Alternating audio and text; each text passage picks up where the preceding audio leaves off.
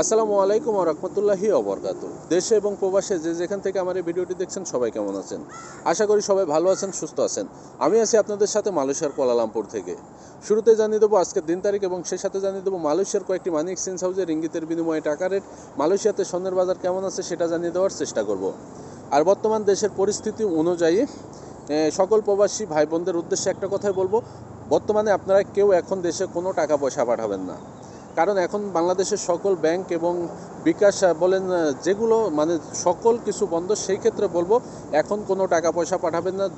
টাকা পয়সা সব আপনার কাছে জমা রাখুন, যখন দেশের পরিস্থিতি ভালো হবে এবং পরিস্থিতি অনুযায়ী বা পরিস্থিতি বুঝে আপনার পরিবারের যতটুকু প্রয়োজন ঠিক ততটুকু টাকা পাঠাবেন, আর বাদবাকি টাকা আপনার কাছে জমা রাখবেন। অন্তত 2-3 মাস প্রবাসীরা এই কাজটি করলে অবশ্যই দেশের একটা বড় পরিবর্তন হবে বলে আমরা প্রবাসীরা যারা আছি সবাই মনে করি।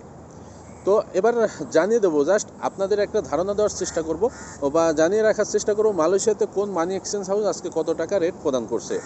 আজকে 22শে জুলাই 2024 সাল রোজ সোমবার মালয়েশিয়াতে 916 অর্থাৎ 22 ক্যারেট স্বর্ণ বিক্রি হচ্ছে 358 রিঙ্গিত, যা যে কোনো সময় পরিবর্তন হতে পারে। গতকালও এই রেট ছিল, এখন পর্যন্ত অপরিবর্তিত আছে।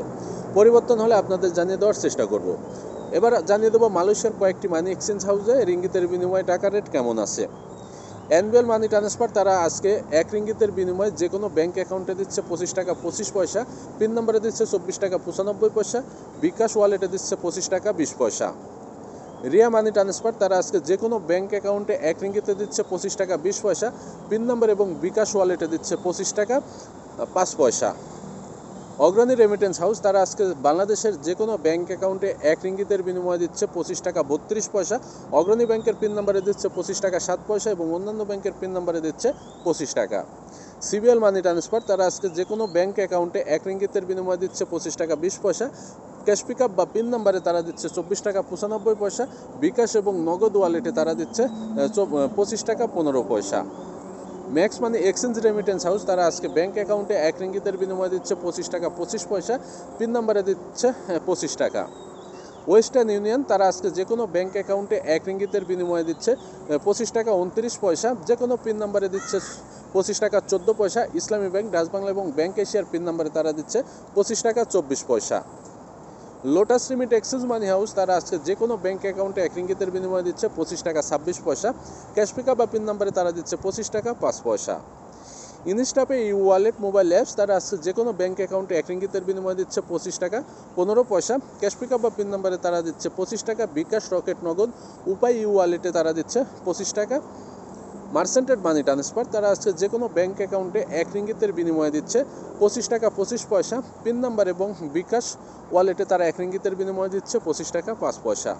আমি যে কয়েকটি মানি এক্সচেঞ্জ হাউসের কথা বললাম এগুলো বাদে মালয়েশিয়াতে আরও বিভিন্ন মানি এক্সচেঞ্জ হাউস আছে, তারা বিভিন্ন রকম রেট প্রদান করে থাকে।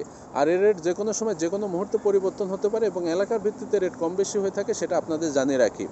আর গত 2-3 দিন বিভিন্ন মানি এক্সচেঞ্জ হাউস থেকে প্রাপ্য তথ্য অনুযায়ী পুরো বাংলাদেশিরা মানে একটি বাংলাদেশীয় মানি এক্সচেঞ্জ হাউস থেকে বাংলাদেশে টাকা পাঠাচ্ছে না। এই কাজটি অত্যন্ত ভালো করছে এবং করে যাবে, আশা করি, এটা আমাদের বিশ্বাস। কারণ প্রবাসীরাও পারে প্রবাস থেকেও দেশের ছাত্র সমাজের বা সুশীল সমাজের পাশে থাকতে। যেহেতু প্রবাসীরা কথা দিয়েছে, অবশ্যই প্রবাসীরা তাদের পাশে থাকবে ইনশাআল্লাহ।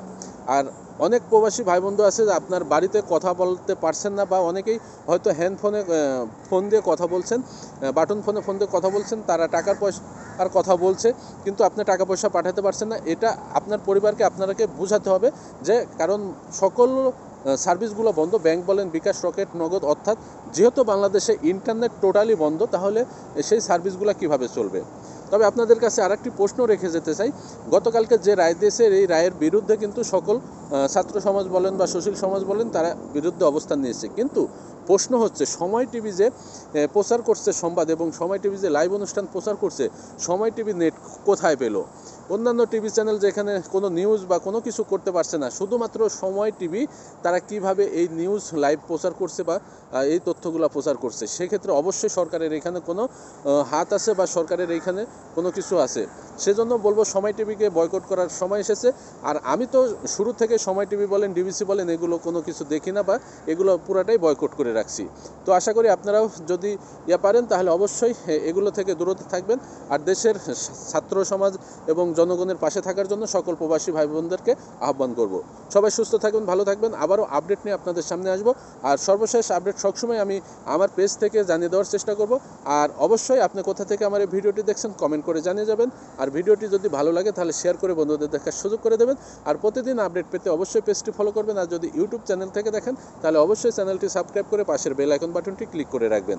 সবাই সুস্থ থাকবেন, ভালো থাকবেন। আজকে এ পর্যন্তই, আবারও আপনাদের সামনে দেখা হবে। আসসালামু আলাইকুম ওয়া রাহমাতুল্লাহি ওয়া বারাকাতুহু।